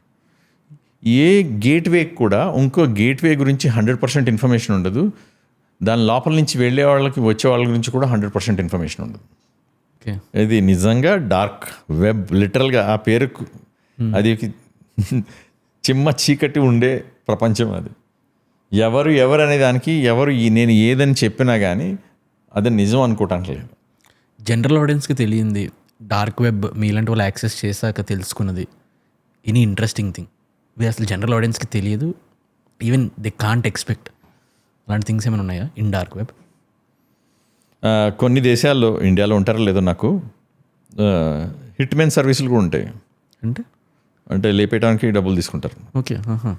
నువ్వు టార్గెట్ పేరు చెప్పి ఫోటో వేస్తే కొన్ని దేశాల్లో అట్లాంటి సర్వీసులు కూడా ఉంటాయి. ఇండియాలో ఉన్నాయో లేవో అట్లాంటి సర్వీసులు ఎప్పుడు ఇన్వెస్టిగేట్ చేయలేదు. They will make sure that life is gone. Sir రీసెంట్గా ఇవి పక్కన పెడితే వెరీ ఇంట్రెస్టింగ్ కేసు, మన తెలుగు ఆడియన్స్ బాగా కనెక్ట్ అయింది ఏదైనా ఉంది అని అంటే ఐబొమ్మ రవి కేసు. చాలా ఘోరంగా జరిగింది. వేరేంటంటే పోలీసులు మేము with in very few days few months ఎవరైతే హ్యాక్ చేసి ఇలా పైరేటెడ్ మూవీస్ చేస్తున్నాడో వాడిని మేము పట్టేసుకుంటానంటే వాడు చాలా నన్ను ఎవరు పట్టుకోలేరు. ఇఫ్ ఫర్ ఎగ్జాంపుల్ నన్ను ఎవరైనా పట్టుకుని నేను ఇంత డేటా రిలీజ్ చేసేస్తాను బయటకు అని చెప్పేసి తన వెబ్సైట్లో తనే పోస్ట్ చేశాడు. అలాంటి హ్యాకర్ దొరికిపోయాడు. మీరు కానీ కేసుని ఏదైనా అబ్జర్వ్ చేస్తే if you found something very new అందులో ఏదైనా ఇఫ్ యూ కెన్ షేర్. నేను దాని మీద ఎక్కువ టైం స్పెండ్ చేయలేదు పర్సే. వీకెస్ట్ లింక్స్ జనరల్గా మీరు సినిమా ప్రొడక్షన్ కానీ వీడియో ప్రొడక్షన్ కానీ చూసుకుంటే ఫైనల్ ఎడిట్ అయిపోయిన తర్వాత గోల్డెన్ డిస్క్ కానీ గోల్డెన్ ప్రింట్ కానీ what ever they call it, మీరు రెండు విధాలు డిస్ట్రిబ్యూట్ చేయొచ్చు మీరు సినిమాని. మీరు యూఎఫ్ఓ లాగా ఫైబర్ వాడి ఫైబర్ నుంచి లైవ్ ట్రాన్స్మిషన్ చేయొచ్చు. థియేటర్ లాంటి ఫైబర్ కనెక్షన్ ఉంటుంది, దట్స్ వన్ వే. ఇంకోటి రిమోట్ థియేటర్లు కొద్ది ఊర్లోకి 2 టౌన్లోకి ఫైబర్ లేదనుకుంటే ఇంటర్నెట్ ద్వారా కానీ డివిడి డిస్క్ కానీ పంపిస్తారు మీరు.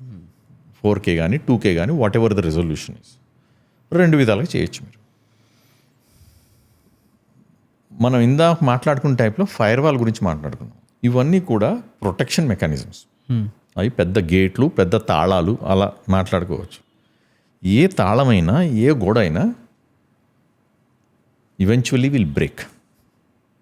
గట్టిగా కొడితే పెద్ద సుత్తి పెట్టి ఏదైనా పగులుతుంది, టైం పట్టచ్చు దానికి. సో ఈ యూఎఫ్ఓకి వెళ్ళే ఫైబరు మనోళ్ళు ఏదైతే క్యూబ్ అంటారో లేకపోతే ఇక్కడ స్పెషల్ డివిడి ప్లేయర్స్ ఇస్తారో అవి కూడా క్రాక్ అవుతాయి. లేకపోతే దాంట్లోంచి వచ్చే HDMI అవుట్పుట్ని లేకపోతే DVI అవుట్పుట్ని మనం ట్యాప్ చేసి మళ్ళీ రికార్డ్ చేసుకోవచ్చు. సో అదొక విధానం. లేదా వాళ్ళు ఇచ్చే DVD మీడియానే క్రాక్ చేయొచ్చు డైరెక్ట్గా, దాన్ని కాపీస్ చేయొచ్చు. సో ఇవన్నీ తీసుకెళ్లేది మనుషులే. ఎవడో ఒకడు ఉండాలి ఎక్కడో చోట. మనుషులన్నా ట్యాప్ చేయొచ్చు, మీ మీడియానైనా టైప్ చేయొచ్చు, ఆ ఫైబర్లో కూడా నేను ఏమన్నా పెట్టి ట్యాప్ చేయొచ్చు. ఇన్ని విధాలుగా చేయొచ్చు నాకు ఓపికంటే. సో మన సినిమా ఇండస్ట్రీ, ప్రొడక్షన్ ఇండస్ట్రీ ఉన్నంత కాలం పైరసీ అనేది ఉంటుంది. ఓకే. ఇది ఒక చాలా ప్రపంచంలోనే చాలా పెద్ద రింగ్స్ ఉంటాయి. వాళ్ళ డిస్ట్రిబ్యూషన్ నెట్వర్క్స్ చాలా డీప్గా ఉంటాయి. ఈరోజు కూడా హాలీవుడ్ సినిమా మీకు ఏం కావాలంటే అది విత్ ఇన్ 24 hours రిలీజ్ అయిన వెంటనే మీకు కాపీస్ దొరుకుతాయి. మీకు తెలిస్తే ఎలా యాక్సెస్ చేసుకోవాలో. అవి న్యూస్ గ్రూప్స్ కావచ్చు, ఎన్క్రిప్టెడ్ లొకేషన్స్ కావచ్చు. ప్రొఫెషనల్స్ ఎవరు P2P వాడరు జనరల్గా. P2P's మన స్కూల్ స్టూడెంట్స్, కాలేజ్ స్టూడెంట్స్ పెద్ద నెట్వర్క్ కనెక్షన్ నుండి ఎవరికో ఒకడికి వస్తుంది, వాడు 10 మందికి సీడ్ చేస్తాడు, డిస్ట్రిబ్యూట్ అవుద్ది. ఓకే. ప్రొఫెషనల్ హ్యాకర్స్ ఎవరికి వాళ్ళకి డ్రాప్ జోన్స్ ఉంటాయి, పెద్ద ISB బాక్సులు ఉంటాయి. అంటే 1 gig 10 gig ఇంటర్నెట్ కనెక్షన్ బాక్సులు ఉంటాయి వాళ్ళ దగ్గర. ఇవన్నీ ఫ్రీగా దొరికే వాళ్ళకి. ఎందుకంటే ఆ ASPలో పనిచేసేవాడు is very sympathetic for information freedom. ఈ ప్రపంచంలో ఈ దేన్ని కూడా ఎవరు ఆపకూడదు ఇన్ఫర్మేషన్ ఫ్లో అని వాళ్ళ ప్రిన్సిపల్స్ ఉంటాయి. వాళ్ళ మైండ్ సెట్ అలా ఉంటుంది. నేను ఫ్రీగా సపోర్ట్ చేస్తాను దీన్ని. డ్రాప్ జోన్స్ ఉంటాయి, డ్రాప్ జోన్స్లో బాక్స్ ఉంటాయి, వాళ్ళకి ఫ్రీ ఇంటర్నెట్ యాక్సెస్ ఉంటుంది, unlimited storage, unlimited access. Break చేసిన తర్వాత మూవీ రాగానే దాంట్లో పడేస్తారు, అది డిస్ట్రిబ్యూట్ అవుద్ది అన్ని ప్రపంచంలో నుంచి చోట్లకి. వాళ్ళు డబ్బులు చేసుకుంటారు అనుకోవట్లేదు నేను. Okay. This is about principles. అవునా? అవి వాడుకొని నెట్వర్క్లు వాటి DVD కాపీలు తీసుకొని ఇవన్నీ కింద బాటమ్ లేయర్లో, ఆ పైన లేయర్ డిస్ట్రిబ్యూట్ చేసేవాడిని I don't think he makes too much money ఫెట్ ఆల్. అది ప్రిన్సిపల్స్ కోసం చేసుకుంటున్నారు. ఇలాంటి వాళ్ళు దొరికిపోవడం ఈజీనా సార్? అంటే ఇంత ఓపెన్గా నువ్వు ఛాలెంజ్ చేసామని చెప్తున్నాడు కదా, నేను కేసు డీటెయిల్స్ చూడలేదు. How over confident. అది డార్క్ వెబ్ కూడా కాదు, ఓపెన్ వెబ్లోనే ఎంతసేపు పట్టుకుంటావు నేను. ఓపెన్ వెబ్లో కంటెంట్ నీది కాదు, నేను దొంగని, నేను ఇంటర్నెట్ మీద ఉన్నాను, వచ్చి పట్టుకో అని చెప్తే పోలీసు వాళ్ళు ప్రొడ్యూసర్లు కలిస్తే ఎంతసేపు? It's public internet, it's not dark web. Okay. If is a smart business man he should exist, he should run the system, not challenge. So దొంగోళ్ళ బిహేవ్ చేయాలి తప్ప దమ్ముంటే పట్టుకో అంటాం, that's not the right way. ఇప్పుడు ఈ piracy movies ఎవరైతే install చేసుకుంటారో చాలా యూజ్ ఉన్నారు, చాలా ఎక్కువ మంది ఉన్నారు, అందుకే ఇంత పెద్ద ఇష్యూ అయింది అది. వీళ్ళు ఇన్స్టాల్ చేసుకుంటారు కదా సార్ ఒక పైరసీ మూవీని ఇంటర్నెట్ నుంచి. అలా ఇన్స్టాల్ చేసుకున్నప్పుడు వీళ్ళు డేటా ఏదైనా షేర్ అవ్వడం ఇలాంటి థింగ్స్ ఏమైనా జరుగుతుంటాయా? అండ్ ఏదైనా మాల్వేర్ ఇన్స్టాల్ అయిపోవడం ఇలాంటివి జరుగుతుంటాయా? సో మూవీ ఫైల్స్ MP4 కానీ I don't know what formats are used now. నేను కూడా మూవీ ఫైల్లోనే ఏముండదు జనరల్గా. మూవీ ప్లేయర్ ఏదైతే వాడుతున్నారో ఆ మూవీ ప్లేయర్ కనుక మన రవి గారు చాలా స్మార్ట్గా ఉండి కొత్త మూవీ ప్లేయర్ అని చేస్తే అట్లాంటి వాటిలో పేలోడ్లు పెట్టచ్చు. మీరు కొత్త మూవీ ప్లేయర్ తయారు చేశా, మీరు నా ఫైల్ డౌన్లోడ్ చేసుకుంటే నా ప్లేయర్లో నడుస్తుందని పెట్టచ్చు. అప్పుడు నా ప్లేయర్లో ఏం కావాలంటే పెట్టుకోవచ్చు. ఎందుకంటే movie file it self is not a executable. కానీ మళ్ళీ రివర్స్ వెళ్తే మీరు మూవీ ఫైల్ నా ప్లేయర్లోనే రన్ అవుద్ది అనుకున్నప్పుడు నేను మూవీ ఫైల్లో కూడా ఏమైనా పెట్టచ్చు. ఓకే. ఎందుకంటే మీరు ఎడిక్స్, నా సినిమా చూడాల్సిందే మీరు. నేను ఇచ్చిన సినిమా ఆల్మోస్ట్ ఫ్రీగా చూస్తున్నారు. $1 100 ఇచ్చి చూస్తున్నారు సినిమా. నేను అనుకోవటం ఆయన సబ్స్క్రైబర్స్ చాలా వరకు ఇండియా బయట ఉండి ఉంటారని నేను అనుకుంటున్నాను. లేకపోతే డెస్క్టాప్ సాఫ్ట్వేర్ వాళ్ళు, ఐటీ వాళ్ళు, they want to see the movie on their screen desperately. Even after UPI అంత సెక్యూర్డ్ ఉన్నా కూడా చాలామంది జస్ట్ ఒక ఎవరో ర్యాండమ్ QR కోడ్ స్కాన్ చేయడం వల్ల కూడా యూపీఐలో నుంచి డబ్బులు పోతున్నాయి అకౌంట్లో నుంచి. అంటే ఫస్ట్ మనకి మీ ఫాదర్ నాకు ఇలా డబ్బులు ఏమన్నారు, అందుకే నీ నెంబర్ పనిచేస్తున్నా లేదా చెక్ చేయడం కోసం నీ నెంబర్ చెప్పు, నీకు ఒక ₹20 పంపిస్తాను, అది దీనికి ₹20 నువ్వు పంపియు, ఒకసారి చెక్ చేద్దాం, ఇది నీదే అయితే నేను వెంటనే నీకు 20,000 పంపిస్తాను అంటే చాలామంది అవునా మా ఫాదర్ చెప్పారని చెప్పి పంపించేస్తున్నారు. దాని నుంచి వాడు అకౌంట్ డీటెయిల్స్ అన్నీ వెళ్ళిపోయి మొత్తం డబ్బులంతా ఇంకా అందులో నుంచి పోతున్నాయని. అంటే అంత సెక్యూర్ ఉన్న యూపీఐలో నుంచి కూడా ఎంత డబ్బులు ఎలా ఈజీగా వెళ్ళిపోతాయని నేను అనుకుంటున్నా. UPI secure. మనుషులు ఆ వచ్చిన మెసేజ్ని చదవటం రాగానే టక్కని నొక్కుతారు. అది పేమెంట్ అథరైజేషన్ లేకపోతే రివర్స్ పేమెంట్ ఓకే అంటున్నారు మీరు. మీ అకౌంట్ మీ మనీ ట్రాన్స్ఫర్ రిక్వెస్ట్ వస్తుంది యూపీఐకి. మీకు వస్తే మీరు దాన్ని పేమెంట్ రిక్వెస్ట్ లాగా మీరు ఇప్పుడు కనుక ఏమైనా వెబ్సైట్లో వెళ్ళి సబ్స్క్రిప్షన్ తీసుకుంటే మీకు పాపప్ అవుద్ది జీపేలో కానీ whatever UPI application using. Which says are you authorising to pay this entity. మీరు ఎస్ కొట్టి మళ్ళీ మీ పాస్వర్డ్ కొట్టాలి. మీకు ₹20 వచ్చినాయి, తర్వాత 20,000 మెసేజ్ వస్తుంది. వాడు 20,000 ఇస్తున్నాడు అనుకుంటున్నారు మీరు. వాడు 20,000 రివర్స్లో తీసుకుంటున్నాడు మీ దగ్గర నుంచి. మీరు మెసేజ్ కూడా చదవకుండా ఎస్ అంటే పాస్వర్డ్ కొట్టి యూపీఐ ఇన్సెక్యూర్ అని ఏడిస్తే ఎవడేం చేస్తాడు చెప్పు. ఆ బైల్ ముజే మారని మీరు వచ్చి వెళ్ళి దాంతో కొట్టించుకుని యూపీఐ అని ఏడుస్తూ ఉంటే వచ్చిన మెసేజ్ చదవచ్చు కదా. It's a payment request. మీకు డబ్బులు వచ్చేదైతే డైరెక్ట్ ట్రాన్స్ఫర్ అవుద్ది. వాడు మిమ్మల్ని రివర్స్లో డబ్బులు అడుగుతున్నాడు. అవును. ఆ రిక్వెస్ట్ చూసి మీరు చదవకుండా నొక్కేసి ఏదొచ్చినా ఓకే పెట్టుకుని ఆ జబ్బు పోగొట్టుకోవాలి కానీ మనం. లేకపోతే మీకు అంత అర్థం కాకపోతే ఇంగ్లీషు తెలుగులో వచ్చేట్టు చూసుకోండి మెసేజ్. మరి తెలుగునే చదువుతారో మీరు ఓపిక కనీసం. వచ్చిన మెసేజ్ చూడకుండా అదే చెప్పా కదా, హ్యూమన్ స్టూపిడిటీకి మందు లేదండి, ఆ బద్ధకానికి మందు లేదు. మీరెళ్ళి ఆ మెసేజ్కి ఓకే చెప్పకపోతే ఎందుకు జరుగుతుంది ఇది? దానంతకు అది చెప్పుకోవట్లేదు. ఇంకో సిచ్యువేషన్ ఉండొచ్చు, మీ ఫోనే హైజాక్ అయి ఉండొచ్చు. అంతకంటే ముందు మీ ఫోన్లో మాల్వేర్ వచ్చి ఉండి మీ జీపేని కూడా అది కంట్రోల్ చేస్తుంటే అది ఇంకా దారుణం. మీరు ఏదో ఎపికే ఇన్స్టాల్ చేశారు, అది వచ్చిన ఓటీపీని కూడా తీసుకుంటుంది, ఓకే కూడా కొడుతుంది, అన్నీ చేస్తుంటే మీకేం తెలుస్తుంది? ఇఫ్ మన ఫోన్ హ్యాక్ అయిందో లేదో తెలుసుకోవాలంటే ఏమైనా స్టెప్స్ ఉన్నాయా? జనరల్గా మీ ఫోన్ ఎట్లా హ్యాక్ అవుద్దో చూడండి. మీరు ఒక టూ మెయిన్ వేస్. ఒకటి ఏపీకే ఇన్స్టాల్ చేస్తున్నారు మీరు. ఫస్ట్ ఏ ఏపీకే కూడా లైఫ్లో ఇన్స్టాల్ చేయొద్దు మీరు. ఎందుకంటే గూగుల్ ప్లే స్టోర్ నుంచి వచ్చిన వాటికి బేసిక్ క్లీనప్ గూగుల్ చేస్తుంది, లేకపోతే ప్లే స్టోర్లో అలౌ చేయదు. ఓకే, ఆ సెక్యూరిటీని బైపాస్ చేశారు మీరు. అదొకటి. 2, మీ ఎస్ఎంఎస్లు, ఫోన్లు, వాయిస్ కాల్స్ ఫార్వర్డ్ అవడానికి నేను అనుకుంటాను దాన్ని UDDI కోడ్ ఏదో అంటారు. ఆ షార్ట్ కోడ్ కనుక *#something అది కొడితే మీ ఫోన్కి వచ్చిన మెసేజ్లు, ఫోన్లు, కాళ్ళు వేరే వాడికి వెళ్తాయి. చాలామంది ఎస్ఎంఎస్ వచ్చి సార్ ఇది ఉంది కదా ఇది కొట్టండి, ఇది కొట్టిన తర్వాత మేము అంతా ఓకే చేస్తాం కానీ ఏదో కూడా సోషల్ ఇంజనీరింగ్ చేస్తాడు. మీరు ఆ కోడ్ టైప్ చేస్తారు. టైప్ చేస్తే అప్పటి నుంచి మీ మెసేజ్లు కానీ మీ ఎస్ఎంఎస్లు కానీ మొత్తం ఫార్వర్డ్ అవుతాయి ఆ నెంబర్కి. అప్పుడు వాట్సాప్ కంట్రోల్ తీసుకుంటాడు, ఫోన్ కంట్రోల్ తీసుకుంటాడు, ఓటీపీ కూడా వాడికి వెళ్తుంది మీకు రాకుండా. దానివల్ల అన్నీ హ్యాక్ చేస్తారు వాళ్ళు. మీరు దాన్ని కూడా రీసెర్చ్ చేయొచ్చు. కొత్త సిమ్ తీసుకుని స్టేషన్కి వెళ్ళి ఫైల్ చేసి, సింపుల్ ప్రాసెస్ ఉంది దానికి. దానికోసం సపరేట్ ఎపిసోడ్ కూడా చేసాం, చిన్న షార్ట్ కూడా చేసాం దాని గురించి మేము. Nice. So we can put that thing in the sub title here. Very simple to come out of it. కానీ ముందు ఆ ట్రాప్లో పడకుండా ఉండాలి. ఈ 2 విధాలు కాకుండా అనుకోవట్లేదు మిమ్మల్ని టార్గెట్ చేసి వాడు మీ ఫోను మీరు మేకప్ చేసుకోవడానికి వెళ్ళినప్పుడు లేకపోతే మీ ఫ్రెండ్కి ఇచ్చి వెళ్ళినప్పుడు హ్యాక్ అయిపోద్దని అనుకోవట్లేదు. మోస్ట్ టైమ్స్ మనం ఆన్లైన్లో షాపింగ్ చేసినప్పుడు మనం క్రెడిట్ కార్డ్స్ని ఇస్తాం, డెబిట్ కార్డ్స్, క్రెడిట్ కార్డ్స్ని. ఎవ్రీ టైం ఏంటంటే మల్టిపుల్ టైమ్స్ నువ్వు టైప్ చేయకుండా ఉండడం కోసం నువ్వు దీన్ని కార్డ్ని సేవ్ చేసుకో, సో దట్ నీకు ఈజీ ఉంటుంది. నెక్స్ట్ టైం నువ్వు రాగానే సివివి కొట్టేసి ఓటీపీ టైప్ చేసి వెళ్ళిపోవచ్చు అని. సో ఆ ఈజీ మెథడ్ కోసం మనం కార్డ్ని గూగుల్కి లింక్ చేసి సేవ్ చేస్తాం. Is it a good way to do or a bad thing to do కార్డ్ని అలా సేవ్ చేయడం? మనిషిని బట్టి వాళ్ళు సేవ్ చేసే సిస్టమ్ బట్టి ఉంటుంది. మీరు ఒక ల్యాప్టాప్, సొంత ల్యాప్టాప్, ఎవరికి యాక్సెస్ లేని ల్యాప్టాప్ ఉంటే అదేం పెద్ద కాంప్రమైజ్ కాదు. ఎందుకంటే మీకు చాలా సౌకర్యంగా ఉంటుంది. ప్రతిసారి మొత్తం 16 డిజిట్లు కొట్టి మళ్ళీ సివివి కొట్టి ఎక్స్పైరీ డేట్ కొట్టి ఇవన్నీ చేయాలని టైం పడుతుంది. కానీ గూగుల్ కూడా ఏం చేసిందంటే ఈ మధ్య మీరు సెకండరీ వెరిఫికేషన్ లేకపోతే కార్డ్ నెంబర్ టైప్ చేయట్లేదు గూగుల్ కూడా. సెకండరీ వెరిఫికేషన్ ప్రాంప్ట్ చేస్తుంది.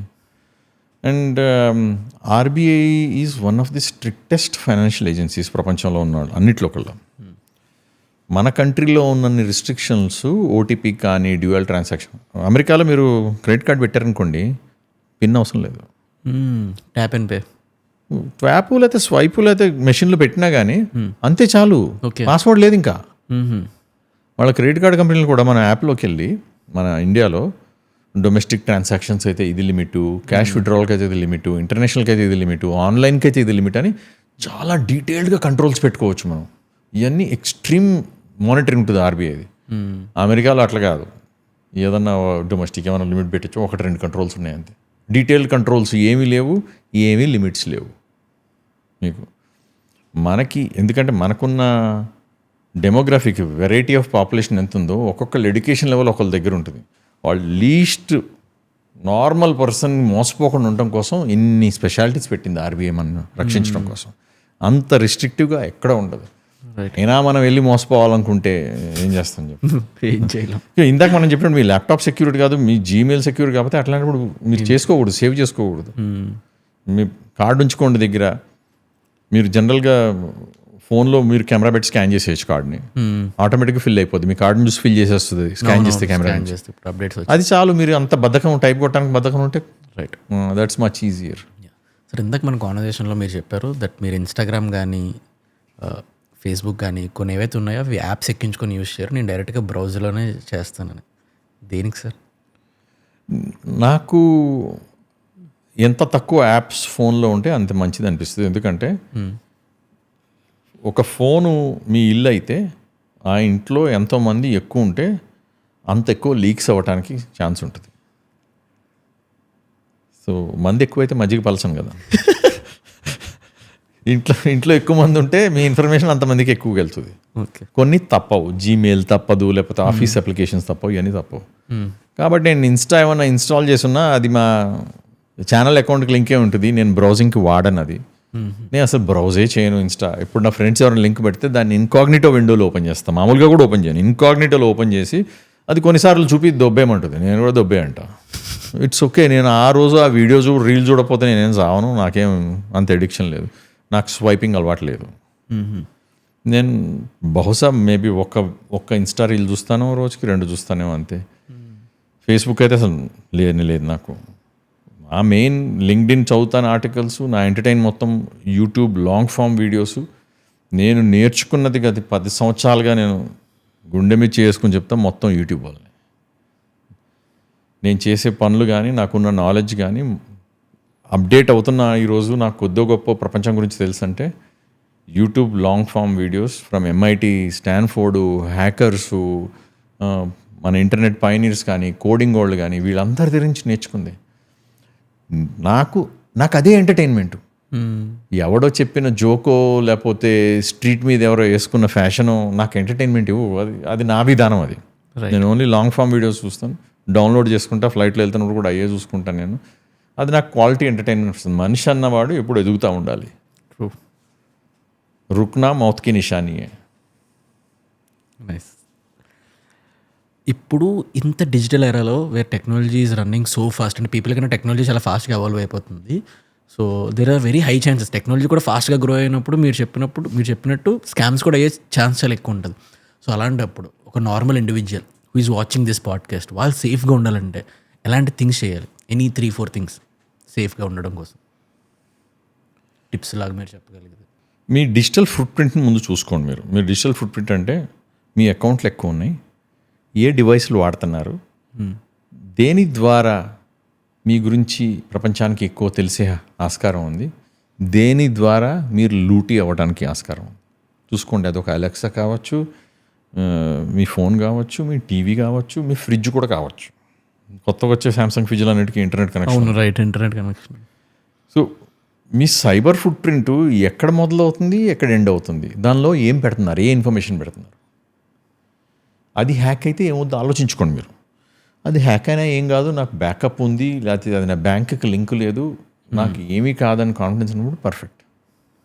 అంతేగాని మనం మాట్లాడుకున్నట్టు వంశీ, ఇక్కడ ఆధార్ కార్డు టీషర్ట్ కొట్టించుకొని వెనకాల చెక్ బుక్ బొమ్మ వేసుకుని తిరిగితే ఆ బయలు ముజే మారు, నన్ను వచ్చి లూటీ చేసుకోరా అన్నట్టు.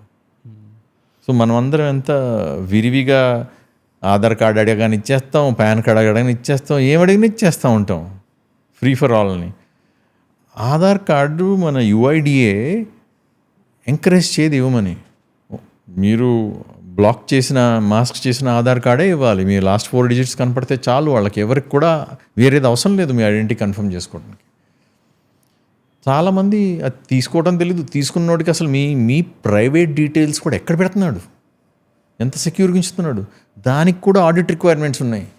కానీ మన స్కూల్ దగ్గర నుంచి పాలోడ వరకు అందరూ ఆధార్ కార్డు అడుగుతారు. మనం అంత దారుణంగా తయారైంది. మనం కూడా అట్లా ఇచ్చేస్తూ ఉంటాం, అందరికి అడిగినోడు ప్రతి ఒక్కళ్ళు ఇచ్చేస్తూ ఉంటాం. సో ఆ సెక్యూరిటీ మైండ్ సెట్, ఇది నా ఇన్ఫర్మేషను, దీనివల్ల నా జీవితంలో అనుకోని డిస్టర్బెన్సెస్ రావచ్చు, ఫైనాన్షియల్గా కానీ, రిలేషన్షిప్స్లో కానీ, ఇంకా ఏమన్నా కూడా రావచ్చు, లేకపోతే నన్ను అక్యూజ్ చేయొచ్చు, ఫ్రాడ్లో మన ఇరికించవచ్చు. ఇవన్నీ అర్థమైనప్పుడే నిజంగా మనం ఆ బిహేవియర్ని ముందుకు తీసుకెళ్ళగలుగుతాం. నా దగ్గరే ఉందే అనుకుంటే పోయేదాకా తెలియదు మీ దగ్గరే ఉందో. మీ ఇన్ఫర్మేషన్, మీ పర్సనాలిటీ, మీ డిజిటల్ ఇన్ఫర్మేషన్తో చాలా టైట్గా లింక్ అయి ఉంది ఈరోజు ప్రపంచంలో. మీరు ఫిజికల్గా ఎవరు కొట్టకుండా, ఎవరిని గుద్దకుండా మీరు ఎట్లా నడుపుతారో కారు, మీ డిజిటల్ ప్రపంచంలో కూడా అలాంటి బిహేవియర్స్ని తెచ్చుకోవాలి మనం. Simple, very simple. మీ ఎంటైర్ లైఫ్లో ఈ సైబర్ ఎన్ని కేసెస్ చేసినట్లు is there any one regret? ఎక్కువ డబ్బులు సంపాదిస్తే బాగుండేది. ఇంటర్నెట్ అన్నీ మిస్ అయ్యా నేను ఉద్యోగం చేసుకొని మనం జీవితంలో నాలెడ్జ్ మీద ఫోకస్ చేయాలి, తొందరపడకూడదు. నాలెడ్జ్ ఈజ్ ఎవ్రీథింగ్, జరగాల్సింది జరుగుతుంది. డబ్బులు వెనకాల పరిగెత్తకుండా లైఫ్ని ఎంజాయ్ చేసి అనుకోకుండా కొద్దిగా డబ్బులు ఎక్కువ సేవ్ చేసి ఏ రియల్ ఎస్టేట్ మీద ఇంకో 4 పనికొచ్చేట్ల మీద పెడితే బాగుపడేవాడిని అనుకుంటున్నాను. అది but from A personality development perspective I will relive this life in the same way. మొత్తం ఎంటైర్ జర్నీలో మీరు నేర్చుకున్న 3 best life lessons. Never stop learning, life is today, keep loving. 3 అన్న ఒకటి 3 చెప్తాను. Short and sweet.